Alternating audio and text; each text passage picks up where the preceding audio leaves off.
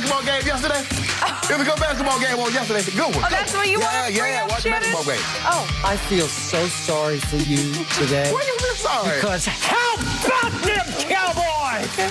We are going to win the NFC East. You heard it here first. You heard it here last. Let's start the show. Here we go. You done jumped off, jumped back on, jumped off. Now you back on. It has been a roller coaster. I saw you celebrating yesterday, Skip, with those moves. But we do have to get started in the NFC East, where things are very much alive. Washington couldn't pull out a win over Carolina, and Dallas came back from down 14-3 to win 37-17 over Philadelphia. The Cowboys defense showed up again, forcing 3 turnovers, and Zeke had over 100 yards on the ground. So Dallas still has a path to winning the division next week. They are very much alive. So Shannon, are you any more sold on the Cowboys now?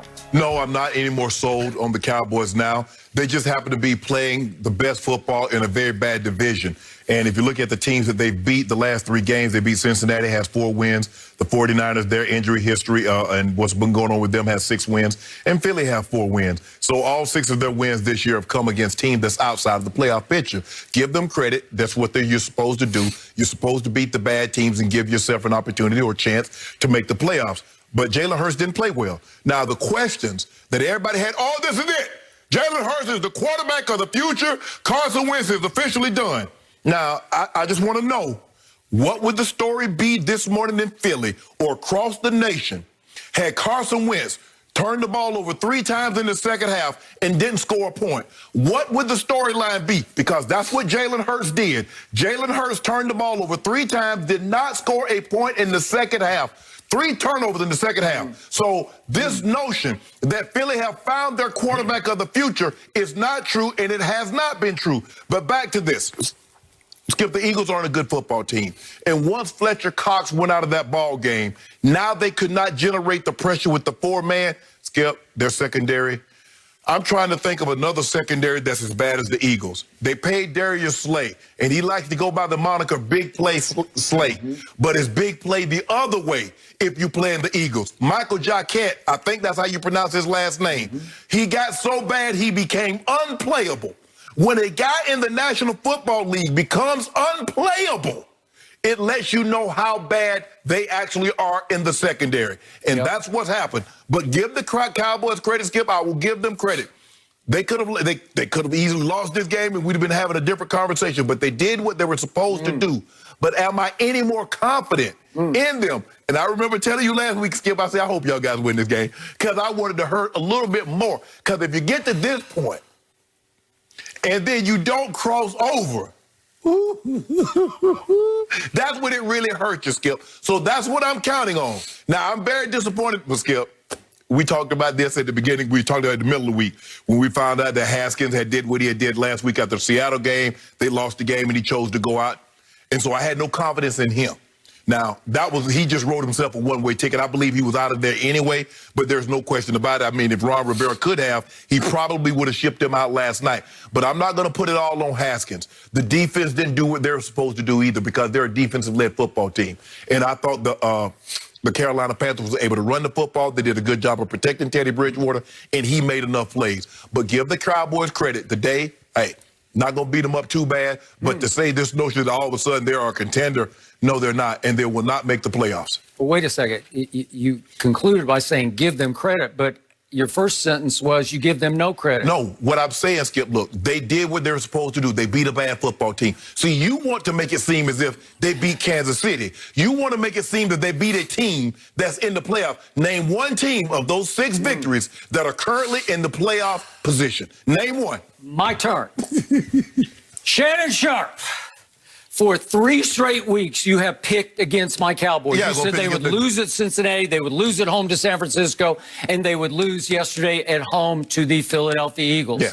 You also predicted that Washington would win the East yesterday by beating Carolina. Yes. So you've been wrong. Right. And I've been right. So in other words, you've been right 3 weeks, I've been right 7 weeks, and now all of a sudden you right. Okay. Shannon Sharp, here come my Cowboys.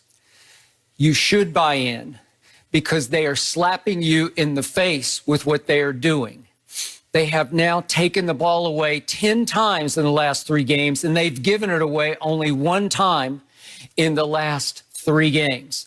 Andy Dalton has thrown 7 touchdown passes in the last 3 games to just 1 interception, and it was by big play Slay yesterday. And he did play, if I'm not mistaken, he played the whole game at cornerback, so he's one of the better shutdown corners in the game. No, hold on. If so he was out there, I think, for the whole game. I don't know. Well, Skip, you love Pro Football Focus. Go look at the grade that Pro Football Focus has on Darius Slay and get back to me and tell me he's having a great season. Okay, well, what is it? I don't know. I didn't look. It's bad. I just know he's really, really good. No. He made a really good play on a 50-50 ball that if he gambles and loses on, CeeDee Lamb has another 70-yard touchdown, but no, he picked it on Andy Dalton. So that's the 1 turnover in the last 3 games. So let's look at these 3 games, shall we?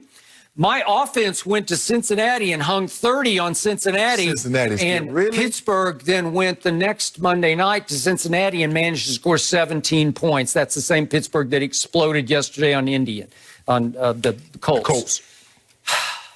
Would you believe that my offense hung 41 on San Francisco? And did you see what San Francisco did on Saturday to Arizona, to Kyler Murray? Oh, no, held him Kyler. to 12 points. Kyler didn't play. Oh, I think he did play. Oh, he did? Oh, okay.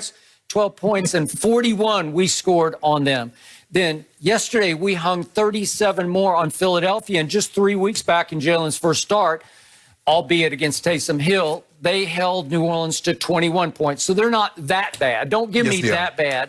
So, again, my offense has now scored 30, 41, and 37 in the last 3 weeks. Over that span, that's the fourth most points scored in the NFL. And all of a sudden, I'm seeing not good things, but great things happening to my team because my team would have folded with a game start like that yesterday. So Jalen Hurts takes the football. And by the way, Jalen Hurts for the game, you say he played terrible. He threw for 342 yards. He ran for another 69 yards. That's 411 yards that Jalen Hurts put up against my team. 411, and this man said he played terrible. Time out. Last year in a playoff game, Lamar Jackson had over 500, but Tennessee beat him. Okay, so, wait a second. We're comparing Jalen Hurts in his third start to Lamar Jackson, the MVP? Skip. Seriously? Skip, let me ask you a question. That's all you got? Skip, what good is a damn dress if you don't get selected homecoming queen? So in other words, he got dressed up, threw for all those yards, and he caught an L. So what are we doing? Are we doing yardage or are we doing wins? Then let's do his turnovers in the second half, shall we? Yes, we shall. He had one really bad idea interception that he threw into the end zone. One, but that was the only mistake he made in the whole game. What about the one to Trayvon Diggs? Okay, that was late. They were down 37-17, and he's just desperate. And the fumble, could we see the fumble real quick? It was not a fumble, and you can't hang this one on Jalen Hurts because if they don't screw this one up and screw Philadelphia on this play, I agree. Jalen Hurts, this is his knee, his right knee for sure, is completely down on this, and they gave the ball to Dallas at the 12-yard line. If you call this correctly, if you review this correctly, they've got the ball 1st and 10 at the 12-yard line, and I'm pretty sure they're going to go in and score. Well, it's not, and if they do, guess what? It's a 7-point game, and I'm holding on for dear life. Well, maybe because Jalen Hurts scares me to death. Maybe the replay official was watching Wonder Woman 1984. Maybe. But he did lose another fumble, and they were very fortunate enough to get that one back. So he did have 2. Skip, and I get it. And I said at the time, I ain't no way in hell that's a fumble because both the knees were down. Not one, both knees were down. But they stuck with the call that's on the field, Skip. They don't really like the official. They don't really like to overturn it because I get all that. And by the way, he had driven them 70 yards in 12 plays at that point. Another long drive against my defense because my defense just sort of hangs on for dear life. But lately, it has been hanging on. And what I love the most is my offense did not quit in a game that they've been quitting in the past. They just hung it up, rolled over, and played dead for every team except for the last 3. And all of a sudden, yesterday, thanks to Jalen Hurts, Philadelphia goes up 14-3 in that game, thanks to an 81-yard bomb to Deshaun Jackson. Why they didn't go back to him more, I don't know. Did he get hurt or something? Because I never saw him again. That was his only target of the game.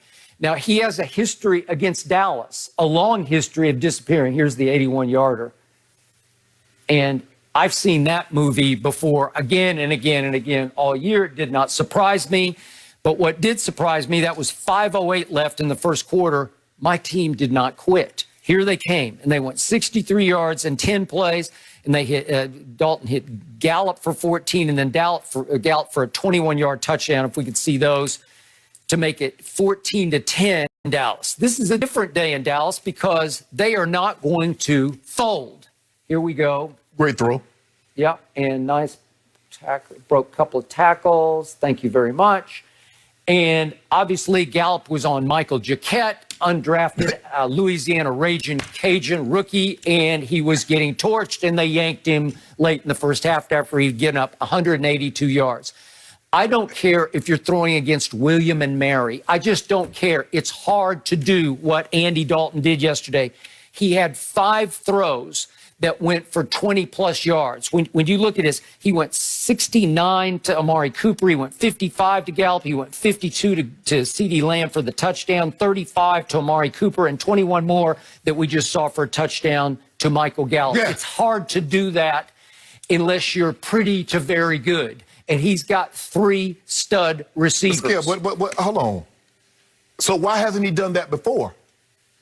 Done that. Well, he's been doing it for 3 weeks. No. 30, 41, and 37. Look out. So let me ask you a question. Here he comes. So he has 3 in one game. Mm-hmm. He had 3 passes of at least 50. Yep. He had 5 of at least 20. Yep. So if it was that easy, so what's been going on? So Andy Dalton been bull jiving? My defense has been getting literally run off the field until 3 games ago, when at least it's credible. At least it can hang in. And the defensive job they did on Jalen Hurts, because the one bad interception that he threw into the end zone, they actually hemmed him in. They actually made him stop, because against the first 2 teams that he played on this play, he just gets outside and runs for the 20-yard touchdown. That one, they hemmed him in. They hemmed him in and said, no, you can't get out here. They actually looked, dare I say, well coached. Just throw it away. And you got to throw it away, but you're desperate. You're trying to get back in this game because all of a sudden the Cowboys look like they have seized momentum. And listen, Randy Gregory is flying off the edge. All of a sudden, number 94 is wreaking havoc. DeMarcus Lawrence was fairly quiet yesterday, but if you look for number 90, I bet you can see him next Sunday at New York against the Giants, because those 2, guess who went down 6 times yesterday thanks to the Baltimore Ravens? Daniel Jones went down 6 times. My defense can get him. Skip, he can't move, Skip. Okay. He's hurt. And I get it. He's probably your best option. But it's hard for me to believe that Daniel Jones is your best option with a pulled hamstring, because his whole thing is ability, is mobility. And if you can't move, Skip, you're a sitting target. Colt McCoy would probably give them a better chance. Not to say they would win, but I believe he will give them a better opportunity to win. Yeah. But, Skip, this notion that all of a sudden the Cowboys are formidable. Skip, you're not playing anybody that's good. These teams aren't good, and you know that. You know they're not very good. But I won't take anything away from them. You're beating teams that you should beat that are bad. But this notion that all of a sudden Cincinnati is a playoff-bound team and Philly is a playoff-bound team, Skip, they had 4 wins. They had 4 wins. So last 2 minutes of the first half yesterday, my team went 75 yards in 11 plays, thanks to Gallup, 19 yards, and Gallup, 7 yards, touchdown. And that made it 20-17 at halftime, and Dallas got the ball to start the second half. And they did what Mike McCarthy calls a double. So they came right back with 75 yards in 5 plays, because it was CeeDee Lamb for 55 yards, if we could see that play, and he is gone. And the game was basically gone at that point for Philadelphia, because that made it 27-17. And Mike McCarthy loved that double, late first half, start second half with touchdowns, that he said after the game he's going to give his team on Wednesday after practice double Whataburgers with cheese. That may be, is that one of your favorites? I don't know. I don't do Whataburgers. I've never had it, so okay. Well, they might be good. I had them in high school, and they're really, really good. So he's going to reward his team with those. And to your chagrin, would you believe at the hotel on Saturday night, they went watermelon again, much to your chagrin, and frankly mine. I don't love it because the symbolism is completely dead wrong. But apparently the captains of this team, especially the black captains of this team, are not offended. And they said Amari Cooper smashed the watermelons, this time with the big old sledgehammer. And somehow they seem inspired by it, so here they come. It seems to be, so when they did it the first time against Minnesota, and they won, and then they followed that up with loss, so I guess they didn't do it then. So it seems to be when they win, oh, it works, but when they lose, it's something else at play here. Skip, let's be all the way. This is a very bad division. And it just so happens over the last 3 weeks in a very bad division, your team is possibly paying the best because of what transpired. One team lost their quarterback with a hamstring. The other team lost their starting quarterback with a calf injury. And the backup on one team is so immature that he does not care. I can promise you there is no, Skip, there is no way on God's green earth they could bring Dwayne Haskins back in that locker room. I don't know if anybody noticed, but you pan the sideline and look how they're looking at him in disgust. Agreed. They're disgusted that he would put them in a situation that he was so selfish that forget that my coach is going through chemo over the last 8 weeks and he's highly susceptible. Forget all that. The mere fact that we are a team, you're a captain of the team. And you would say, you know what, for my selfishness, I would rather enjoy myself than possibly just go home, study, and prepare. So because now that was the story always, Skip. It wasn't about Dwayne Haskins did this and he got stripped of his captaincy and $40,000. It was nothing to do about the game. And you took it upon yourself. That was your fault. You made it about you. Now, the Cowboys have set themselves up. This is all you can hope for in a winner-take-all situation, Skip. No matter what has transpired, the first 12, 13 games, all that matters now is come down to this. One game for it all. So can Alex Smith get his calf healthy enough to at least hobble out there and make it happen at Philadelphia on Sunday? I believe it's Sunday evening. It's the late. It's the Sunday night game, if I'm not mistaken. McLaurin, will he be able to go? McLaurin, I think that's his name. So it's going to be very interesting how this plays out, Skip. Look, the Washington's going to know what they need to do. But hold on. If the Giants win, the Giants and Washington lose, the Giants are in. So basically, everybody, it's all everybody. And I think that's what they wanted, Skip. When they put if you notice, Skip, what the NFL did, I think it was about 4 years ago, they put everybody is playing within their division. Because if it's on the line, we don't want nobody, oh, we rested. Oh, we taking time off. No, you're not. Because there's something on the line here. There's a division title in a home playoff game. But let me tell you what's waiting for you on the horizon. For the winner of the NFC East. There's a team down in Central Florida that's primed and ready. And so if you say, it's going to be very interesting to see what happens next Saturday, next Sunday, because you know who the NFC East win against. You know who they get. Oh, Tampa. So we gave up another 150 yards rushing yesterday, which was too many, but really not enough to beat us. So that's about our average. If we can just hold somebody to 150. But remember, the Giants don't run it well at all because they don't have Saquon and they got Wayne Gallman, and he's gone over 100 one time this whole year, and it was at Seattle on December 6th when Colt McCoy pulled off maybe the upset of the year on the road, right? Yes. Okay, so that's all they got going for them. They don't rush the passer. They don't protect their passer. I think it's made to order for us to go up there and win this game. Well, Skip, obviously, you know, you mentioned that the Eagles had 151 yards rushing on 29 carries. 69 of that came by Jalen Hurts on 9 carries. So on broken plays. Daniel Jones is not running. I don't know if Colt McCoy has the kind of legs to be able to get away like, say, a healthy Daniel Jones or say, Jalen Hurts. We saw guys with legs. We saw Tannehill take off last night, Skip. So I don't know. This is what I do know. Dallas has set themselves up in position.